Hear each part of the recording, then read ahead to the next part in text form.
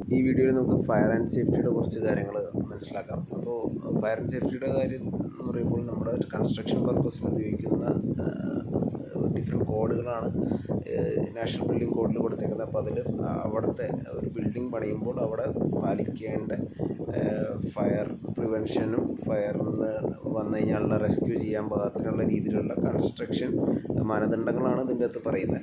അപ്പോൾ അത് national building code 2016 part 4 വരുന്നത്. അപ്പോൾ ഈ നമ്മുടെ ഇലക്ട്രിക്കൽ ഡിസൈൻ ഉണ്ട്, അതുകൂടാതെ മെക്കാനിക്കലായിട്ടുള്ള HVAC ഡിസൈൻ ഉണ്ട്, പ്ലംബിംഗ്, ഇതെല്ലാം നാഷണൽ ബിൽഡിംഗ് കോഡ് കവർ ചെയ്യുന്നുണ്ട്. അപ്പോൾ അത് വോളിയം 1, 2 ഇത് പാർട്ട് 4 ഈ ഫയർ ആൻഡ് സേഫ്റ്റി വരുന്നത്. അപ്പോൾ നാഷണൽ ബിൽഡിംഗ് കോഡിൻ്റെ ഏത് പാർട്ടിലെടുത്ത് നോക്കിയാലും അതിൻ്റെ അകത്തുള്ള ഡിഫറെൻറ്റ് ഡീറ്റെയിൽസ് അതിൻ്റെ അകത്ത് കവർ ചെയ്തിട്ടുണ്ടാവും. അപ്പോൾ മെയിൻലി പാർട്ട് 4 പറയുന്ന cover the requirement for fire പ്രിവെൻഷനും ലൈഫ് സേഫ്റ്റിക്കും relation to fire and fire protection building ആണ് പറയുന്നത്. അപ്പോൾ ഇത് പല രീതിയിൽ ബിൽഡിങ്ങിനെ ക്ലാസിഫൈ ചെയ്യും, അതിന് എന്തൊക്കെയാണ് ഉപാധികളാണ് നമ്മൾ വയ്ക്കേണ്ടത് ഈ പ്രൊട്ടക്ഷന് വേണ്ടി എന്നൊക്കെയുള്ളതാണ് അതിൽ കൊടുത്തേക്കുന്നത്. അപ്പോൾ എല്ലാ ഹൈ റൈസ് ബിൽഡിങ്ങുകളിലും സ്പെഷ്യൽ ടൈപ്പ് ഓഫ് ബിൽഡിങ്ങുകളിലും ഇത് ആപ്ലിക്കബിൾ ആണെന്ന് പറഞ്ഞ് പ്രത്യേകം എഴുതിയിട്ടുണ്ട്. അപ്പോൾ അതിൽ hotel, education institution, business, mercantile, industrial പോലത്തതും, സ്റ്റോറേജും, പിന്നെ അപകടകരമായ കെമിക്കൽസൊക്കെ സ്റ്റോർ ചെയ്യുന്ന ഹസാഡസ് ടൈപ്പ് ഓഫ് മെറ്റീരിയൽസൊക്കെ സ്റ്റോർ ചെയ്യുന്ന സ്ഥലങ്ങളിലും ഒന്നിലധികം ഫ്ലോറോ അല്ലെങ്കിൽ 500 മീറ്റർ സ്ക്വയർ ഏരിയ കൂടുതൽ വരുന്നതോ അതിലെല്ലാം ഈ ഉപാധികൾ ഫോളോ ചെയ്യണമെന്ന് പറയുന്നുണ്ട്. അതുകൂടാതെ 9 മീറ്ററിന് മുകളിലുള്ള എഡ്യൂക്കേഷണൽ ഇൻസ്റ്റിറ്റ്യൂഷനിലോ അല്ലെങ്കിൽ നോർമൽ ഇൻസ്റ്റിറ്റ്യൂഷനുകളിലോ ഫോളോ ചെയ്യണം. പിന്നെ അസംബ്ലി ബിൽഡിങ്സ്, തിയേറ്റർ പോലത്തെ അസംബ്ലി അല്ലെങ്കിൽ മീറ്റിംഗ് ഒക്കെ നടക്കുന്ന ബിൽഡിങ്സിലും, പിന്നെ 300 മീറ്റർ സ്ക്വയർ അസംബ്ലി ഏരിയ ഉള്ള ഏത് ഒക്യുപ്പൻസി ആയാലും അവിടെ ചെയ്യണം. പിന്നെ 2 ബേസ്മെൻറ്റ് ഉള്ള ബിൽഡിങ്ങോ അല്ലെങ്കിൽ ഒരു ബേസ്മെൻറ്റും 500 മീറ്റർ സ്ക്വയർ കൂടുതൽ ഏരിയ ഉള്ള ബിൽഡിങ്ങുകളിലെല്ലാം ഇത് ഫോളോ ചെയ്യണം എന്നാണ് പറയുന്നത്. അപ്പോൾ ഇതുകൂടാതെ ഇത് പല രീതിയിൽ ഇതിൻ്റെ അകത്ത് ബിൽഡിങ്ങിനെ തരംതിരിച്ചിട്ടുണ്ട്. അപ്പോൾ അതിൽ വിശദമായിട്ട് തന്നെ ഇതിനെപ്പറ്റി പറയുന്നുണ്ട്. അപ്പോൾ ഇതിൽ എല്ലാ നാഷണൽ ബിൽഡിംഗ് കോഡിൻ്റെ ഫസ്റ്റ് പാർട്ടുകളിൽ എന്തൊക്കെയാണ് അതിൽ മെയിൻ ടെർമിനോളജീസ്, അതിലുള്ള ചില കീ ടേംസൊക്കെ പറഞ്ഞിട്ടുണ്ട്. അതായത് അസിസ്റ്റഡ് ഇവാക്വേഷൻ എന്ന് പറയുമ്പോഴത്തേക്കും ആൾക്കാരെ എമർജൻസി ടൈമിൽ നമ്മൾ ഹെൽപ്പ് ചെയ്ത് പുറത്തെടുക്കുന്ന പരിപാടി. ആട്രിയം എന്ന് പറഞ്ഞൊരു വലിയൊരു ഫ്ലോർ ഏരിയ ആണ്. ഓപ്പണിങ് ഇപ്പോൾ നമ്മുടെ 4 പോലത്തെ ഒരു ബിൽഡിംഗ് ആണെങ്കിൽ അതിൻ്റെ ഇടയിലുള്ള ഒരു ഏരിയ സ്പേസിനെ ആട്രിയം എന്ന് വിളിക്കാം. പിന്നെ ഇതിൽ അതോറിറ്റീസ് കൺസേൺ, അതായത് നമ്മുടെ ഇവിടുത്തെ ഫയർ ആൻഡ് റെസ്ക്യൂ പോലത്തെ അതോറിറ്റീസാണ് അവർ മീൻ ചെയ്യുന്നത്. പിന്നെ ഫയറിനെ ഡിറ്റക്റ്റ് ചെയ്യാൻ വേണ്ടി ഡിറ്റക്ടേഴ്സും അലാം സിസ്റ്റം അതെല്ലാം ഇതിൻ്റെ അകത്ത് ഇൻക്ലൂഡ് ചെയ്യുന്നുണ്ട്. പിന്നെ ബിൽഡിങ്ങിൻ്റെ ഡീറ്റെയിൽസ് കൊടുത്തിട്ടുണ്ട്. ബിൽഡിങ്ങിൻ്റെ അകത്ത് ഈ വരാന്തയും ആൾക്കാരും വാൾ, ഫ്ലോർ എല്ലാം കൂടി ചേർന്നൊരു എൻറ്റൈറ്റിയാണ് ബിൽഡിംഗ് എന്ന് പറഞ്ഞാൽ. ബിൽഡിങ്ങിൻ്റെ ഹൈറ്റിനെ പറ്റിയൊക്കെ വിശദമായിട്ടൊക്കെ പറയുന്നുണ്ട്. ഇത് യൂസ് ചെയ്യാൻ പോകുന്ന എല്ലാ ടേംസ് ആൻഡ് ടെർമിനോളജീസ് ഇതിൻ്റെ അകത്ത് എടുത്ത് പറയുന്നത്. എമർജൻസി ലൈറ്റിങ്ങും എസ്കേപ്പ് ലൈറ്റിങ്ങും എല്ലാം എന്തൊക്കെയാണെന്നൊക്കെ എടുത്ത് പറയുന്നുണ്ട്. അപ്പോൾ അതിൻ്റെ ഒരു കോമൺ ഡീറ്റെയിൽസ്, ഒരു ബിൽഡിങ്ങിലുള്ള മെയിൻ സാധനങ്ങളാണ് പറഞ്ഞേക്കുന്നത്. എക്സിറ്റ്, ഡിസ്ചാർജ് എന്ന് പറയും. നമുക്ക് എക്സിറ്റ് പുറത്തേക്ക് പോകുന്ന ഒരു ഡോറിൻ്റെ ആ ഒരു പാർട്ടിനെ പറയുന്നുണ്ട്. പിന്നെ അതിനുവേണ്ടിയുള്ള സ്റ്റെയർവേ എന്ന് പറയുന്നുണ്ട്. ഇടയിലുള്ള സ്പേസിനെ ലോബി എന്ന് പറയുന്നുണ്ട്. അപ്പം അങ്ങനെ ഓരോ ഡിഫറെൻറ്റ് സ്പേസിങ്സ് ഒക്കെ ഇതിൽ കാണിച്ചിട്ടുണ്ട്. അപ്പോൾ നമുക്ക് പ്രധാനമായിട്ടും അതിൻ്റെ ടെർമിനോളജീസൊക്കെ ഇടയ്ക്ക് ഇത് ഫുള്ള് വായിക്കുന്നതിനിടയിൽ ഡൗട്ട് വരുമ്പോൾ ഈ ഒരു പാർട്ടിലേക്ക് വന്ന് നോക്കിയാൽ എന്താണ് അതുകൊണ്ട് മീൻ ചെയ്തേക്കുന്നതെന്ന് കാണാം. ചില വേർഡ്സ് കൺഫ്യൂഷൻ വന്നു കഴിഞ്ഞാൽ. അപ്പോൾ അതിൽ നമ്മുടെ യഥാർത്ഥ അതിൻ്റെ ഒരു ടോപ്പിക്ക് തുടങ്ങുന്ന ഈ ഭാഗത്തു നിന്നാണ്, ഫയർ പ്രിവെൻഷൻ. അപ്പോൾ അതിന് ആദ്യം തന്നെ ബിൽഡിങ്ങിനെ നമ്മൾ പല വിഭാഗങ്ങളായിട്ട് തിരിക്കണം. അപ്പോൾ ഗ്രൂപ്പ് A മുതൽ J വരെ തിരിച്ചിട്ടുണ്ട്. 9 ഗ്രൂപ്പായിട്ട് തിരിച്ചിട്ടുണ്ട്. അപ്പോൾ അതിൽ റെസിഡൻഷ്യൽ വരുന്നുണ്ട്, എഡ്യൂക്കേഷനിൽ വരുന്നുണ്ട്, എഡ്യൂക്കേഷൻ അല്ലാത്ത ഇൻസ്റ്റിറ്റ്യൂഷൻ ടൈപ്പും, പിന്നെ അസംബ്ലി ടൈപ്പായിട്ട് തിയേറ്റർ പോലത്തതും, ബിസിനസ്സിന് പറ്റിയതും, കച്ചവടത്തിന് മെർക്കൻറ്റൈൽ ടൈപ്പും, ഇൻഡസ്ട്രി പോലത്തതും, സ്റ്റോറേജും, പിന്നെ ഹസാർഡ് എന്നുള്ള രീതിയിലൊക്കെ തരംതിരിച്ചിട്ടുണ്ട്. റെസിഡൻഷ്യൽ തന്നെ ഗ്രൂപ്പ് എൻ്റെ sub division A1, A2, A3 എന്ന് പറഞ്ഞ് കൊടുത്തിട്ടുണ്ട്. അപ്പോൾ അത് ലോഡ്ജിങ് പോലത്തെ സ്ഥലങ്ങളും, പിന്നെ ഫാമിലി പ്ലേസസും, ഡോർമെട്രികളും, അപ്പാർട്ട്മെൻറ്റുകളും, ഹോട്ടലും, സ്റ്റാർഡ് ഹോട്ടലൊക്കെ ആയിട്ട് ഡിവൈഡ് ചെയ്തിട്ടുണ്ട്. അപ്പോൾ അതിൻ്റെ കൃത്യമായിട്ടുള്ള വിശദമായിട്ടുള്ള ഡീറ്റെയിലിംഗ് അതിൻ്റെ അടുത്ത് കൊടുത്തിട്ടുണ്ട്. എന്തൊക്കെയാണ് അതിൻ്റെ അടുത്ത് ഉണ്ടാവുക എന്നുള്ള കാര്യങ്ങൾ. A1 എന്ന് പറഞ്ഞാൽ ലോഡ്ജിങ്ങിൽ എന്തൊക്കെ ഉണ്ടാവണമെന്ന് കൊടുത്തിട്ടുണ്ട്.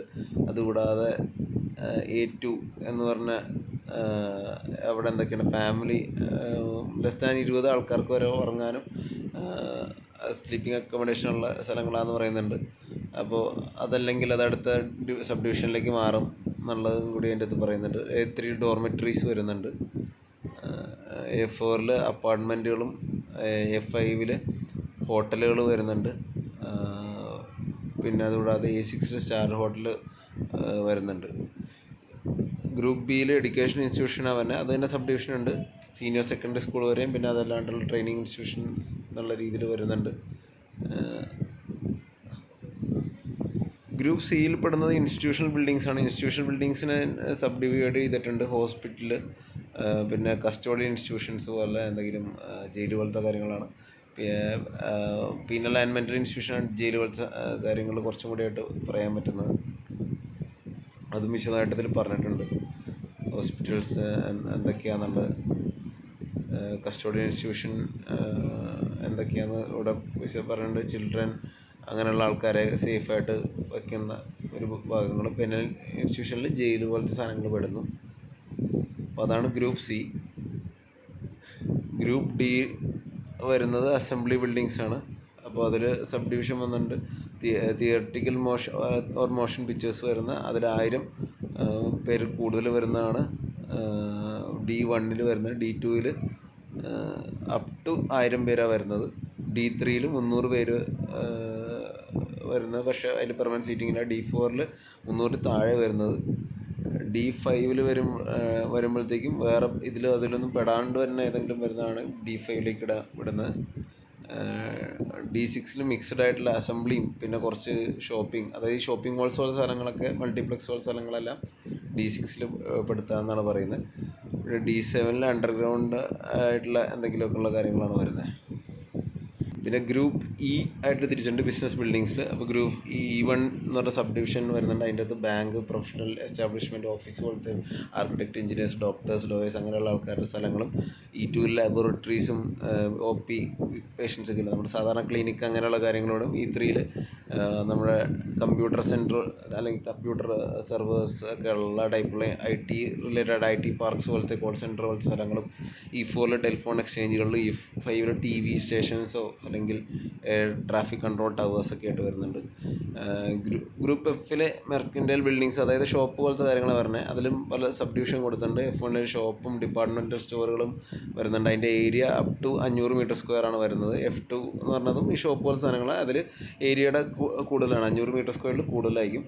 പിന്നെ F3 അണ്ടർഗ്രൗണ്ട് ആയിട്ടുള്ള ഷോപ്പിംഗ് സെൻറ്റേഴ്സൊക്കെയാണ് വരുന്നത്. ഗ്രൂപ്പ് ജി വരുമ്പോൾ ഇൻഡസ്ട്രിയൽ ബിൽഡിങ്സ് അതിൻ്റെ അകത്തേക്ക് വരുന്നുണ്ട്. അപ്പോൾ അതിൽ low hazard, moderate hazard, high ഹസാർഡായിട്ട് ഡിവൈഡ് ചെയ്തിട്ടുണ്ട് ഗ്രൂപ്പ് ജിയിൽ. അപ്പോൾ അതിൽ G1 എന്ന് പറയുന്നത് ഈ ഹസാർഡസ് എന്ന് ഉദ്ദേശിക്കുന്നത് നമുക്ക് കത്തിപ്പിടിക്കാൻ സാധ്യതയുള്ള സാധനങ്ങൾ. അപ്പോൾ അതിൽ ഏറ്റവും ലോവറായിട്ടുള്ള, നമ്മളിപ്പോൾ ഒരു ഇൻഡസ്ട്രിയിലാകുമ്പോൾ പല സാധനങ്ങളും കത്താനുള്ള സാധ്യതകളൊക്കെ ഉണ്ടല്ലോ. അപ്പോൾ അതിൽ ഏറ്റവും ലോവർ റേഞ്ചുള്ള സാധനങ്ങളെല്ലാം ഈ പെടുത്തുന്ന ഡിവിഷനാണ് ലോ കമ്പസ്റ്റബിലിറ്റി എന്ന് പറയുക. അതായത് കത്താൻ വളരെ കുറഞ്ഞ രീതിയിൽ കത്തുന്ന സാധനങ്ങൾ. അപ്പോൾ അങ്ങനെയുള്ള സാധനങ്ങൾ പെടുന്ന ബിൽഡിംഗ് G1 പെടുത്തുന്നു. അതുകൂടാതെ ഇവിടെ G2 ഉണ്ട്. G2 ഏകദേശം കുറച്ചും കൂടി മറ്റേ നേരത്തെ പറഞ്ഞതിനേക്കാളും കുറച്ചും കൂടി പെട്ടെന്ന് കത്താനുള്ള സാധ്യതയുള്ള സാധനങ്ങളാണ് വരുന്നത്. അതിൽ കുറച്ച് സ്മോക്ക് കാര്യങ്ങളൊക്കെ വരാനുള്ള സാധ്യത ഉണ്ട്. പക്ഷേ അതിൽ ഭയങ്കര ടോക്സിക് ആയിട്ടുള്ള, അതായത് വിഷാംശം ടൈപ്പ് സ്മോക്കൊന്നും വരാൻ സാധ്യതയില്ല, പൊട്ടിത്തെറികളുണ്ടാവാൻ സാധ്യതയില്ല എന്നുള്ളൊരവസ്ഥ. ഗ്രൂപ്പ് 3 ഏറ്റവും ഹൈ ആയിട്ട് കത്തിപ്പിടിച്ച് ഏറ്റവും പോയിസണായിട്ടുള്ള ഗ്യാസും പൊട്ടിത്തെറിയും എല്ലാം ഉണ്ടാവാൻ സാധ്യതയുള്ള സാധനങ്ങൾ ഗ്രൂപ്പ് 3 വരുന്നത്. ഗ്രൂപ്പ് H സ്റ്റോറേജ് ബിൽഡിങ്സാണ് വരുന്നത്. അതായത് അതിൻ്റെ അകത്ത് കോൾഡ് സ്റ്റോറേജ്, ഫ്രൈറ്റ് സ്റ്റേഷൻസും അങ്ങനെയുള്ള ഈ കണ്ടെയ്നറിൻ്റെ ഒക്കെ വരുന്ന ഫ്രൈറ്റ് സ്റ്റേഷൻ പോലെ സാധനങ്ങളും അങ്ങനെയുള്ള കേസുകളെല്ലാം ഇതിൻ്റെ അകത്ത് പെടും. ഗ്രൂപ്പ് J ഹസാർഡസ് ബിൽഡിംഗ് ആണ്. അപ്പോൾ അതിൻ്റെ അകത്ത് കെമിക്കൽസ് എല്ലാം സ്റ്റോർ ചെയ്യുന്ന ടൈപ്പ് സാധനങ്ങൾ, ആസിഡ്, ആൽക്കലീസ്, അങ്ങനത്തെ ലിക്വിഡ്, നമ്മുടെ പെട്രോളിയം ടൈപ്പും ഗ്യാസ് ടൈപ്പുള്ള സാധനങ്ങളെല്ലാം സ്റ്റോർ ചെയ്യുന്നു. അപ്പോൾ അതിൽ അവിടെ വരുന്ന ഹൈ പ്രഷറിലൊക്കെ സ്റ്റോർ ചെയ്യുന്ന സ്ഥലങ്ങളൊക്കെ ഉണ്ടാവും. അപ്പോൾ അതിൻ്റെ ക്വാണ്ടിറ്റീസും അതിൻ്റെ പ്രഷറൊക്കെയാണ് അവർ കൊടുത്തേക്കുന്നത്. ലൈക്ക് കൊടുത്തിട്ടുണ്ട്, അമോണിയ, ക്ലോറിൻ അങ്ങനെയുള്ള സാധനങ്ങൾ. അപ്പോൾ LPG പോലത്തെ സാധനങ്ങൾ, പിന്നെ ഫ്ലെയിമബിൾ ആയിട്ടുള്ള എല്ലാം അതിൻ്റെ അകത്ത് വിടുന്ന ആർട്ടിഫിഷ്യൽ ഫ്ലവേഴ്സ്, സിന്തറ്റിക് ലെതർ, പിന്നെ നമ്മുടെ ആയുധപ്പുരകൾ, എക്സ്പ്ലോസീവ് ഫയർ വർക്ക് റിലേറ്റഡ് ആയിട്ടുള്ള സാധനങ്ങൾ, വെടിക്കെട്ടിന് സാധനങ്ങളെല്ലാം ഈ ഏറ്റവും ഹസാഡസ് ഇതിൽ പെടും. അപ്പോൾ ഇതൊക്കെ പ്രകാരം നമ്മൾ ഫയർ സോണായിട്ട് ഡിവൈഡ് ചെയ്യും. അപ്പോൾ റെസിഡൻഷ്യൽ, എഡ്യൂക്കേഷൻ അങ്ങനെയൊക്കെയുള്ളതിന് ഒരു fire zone 1 fire zone 2 different E2 എന്നൊക്കെ പറഞ്ഞാൽ ഓരോ സബ് ഡിവിഷൻ കൊടുത്തിട്ടുണ്ട്. ഗ്രൂപ്പ് ഇയിലൊക്കെ പെടുന്ന, അല്ല ഡിവിഷൻ 2 പെടുന്നത് ഫയർ സോൺ 2 ഫയർ സോൺ 3 ജിയിലൊക്കെ പെടുന്ന സാധനങ്ങളാണ്. സ്റ്റോറേജ് ബിൽഡിങ്സും ഹസാർഡ് ബിൽഡിങ്സൊക്കെ ഫയർ സോൺ നമ്പർ 3 പെടുത്തുന്നത്.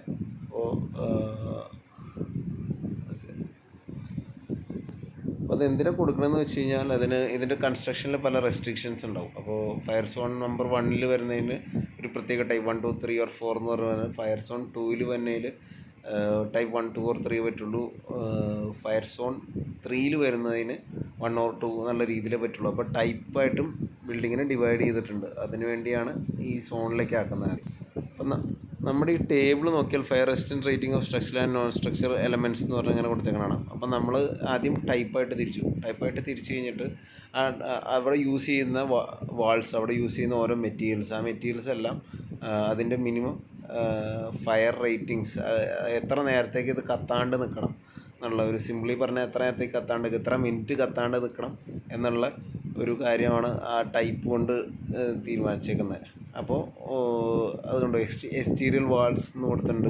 അപ്പോൾ അതിൻ്റെ അകത്ത് ഫയർ സെപ്പറേഷൻ എത്രയാണ് വേണ്ടതെന്നും, ടൈപ്പ് 1 240 മിനിറ്റ് എന്ന് പറയുമ്പോൾ നമുക്ക് 4 മണിക്കൂറോളം ഫയർ കത്താതെ നിൽക്കണം. ടൈപ്പ് 2 120 മിനിറ്റ്, 2 മണിക്കൂർ. ടൈപ്പ് 4 60 മിനിറ്റ്, 1 മണിക്കൂറോളം നിൽക്കണം എന്നുള്ളതൊക്കെയാണ് കൊടുത്തേക്കുന്നത്. അപ്പോൾ അങ്ങനെ എക്സ്റ്റീരിയർ വാൾസിൻ്റെ കൊടുത്തിട്ടുണ്ട്. ഫയർ സെപ്പറേറ്റ് ഓരോ പാർട്ട് ഡിവൈഡ് ചെയ്യുന്ന ഓരോ ഭിത്തികളിൽ കൊടുത്തിട്ടുണ്ട്. എക്സിറ്റുകളുടെ കാര്യങ്ങൾ കൊടുത്തിട്ടുണ്ട്. ഷാഫ്റ്റുകളെ പറ്റിയുള്ള കൊടുത്തിട്ടുണ്ട്.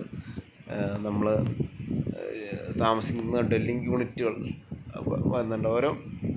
അത് കുറച്ചും കൂടി സിവിൽ ടേംസാണ്. അപ്പോൾ നമുക്കത് യൂസ് ചെയ്യുന്ന ടൈമിൽ ആണ് നമ്മൾ കൂടുതൽ അതിനെപ്പറ്റി നോക്കുന്നത്. റൂഫിൻ്റെ കാര്യങ്ങളൊക്കെ എല്ലാം കൊടുത്തിട്ടുണ്ട്.